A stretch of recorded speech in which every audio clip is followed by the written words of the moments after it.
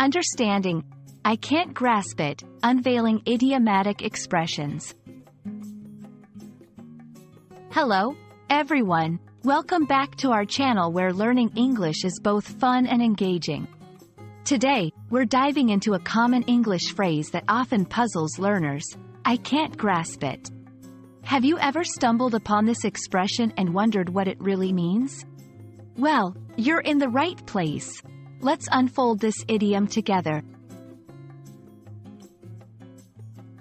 When someone says, I can't grasp it, they're not talking about physically holding something. Instead, this phrase is an idiomatic expression meaning they cannot understand or comprehend something.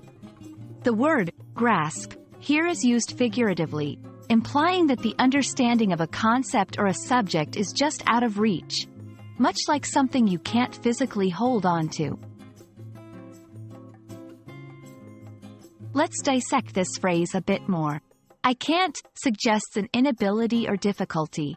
Grasp, in the literal sense, means to hold firmly. However, in this context, it represents the act of mentally seizing or understanding something. It is a pronoun that represents the subject or concept that is being understood or, in this case, not understood. Together, it conveys the message that the speaker is having trouble understanding a concept, idea, or subject.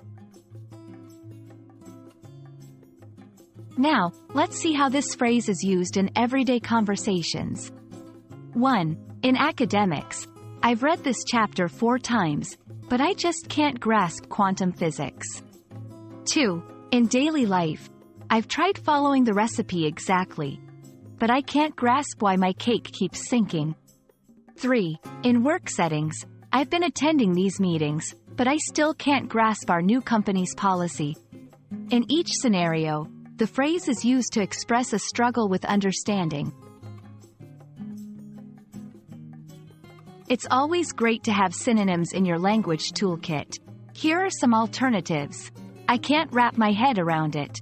It's beyond my comprehension. I can't make head or tail of it. Feel free to use these expressions interchangeably with I can't grasp it to add variety to your speech or writing. And that's a wrap on understanding the phrase, I can't grasp it. We hope this video helps you grasp not just this idiom, but also the beauty and intricacies of the English language.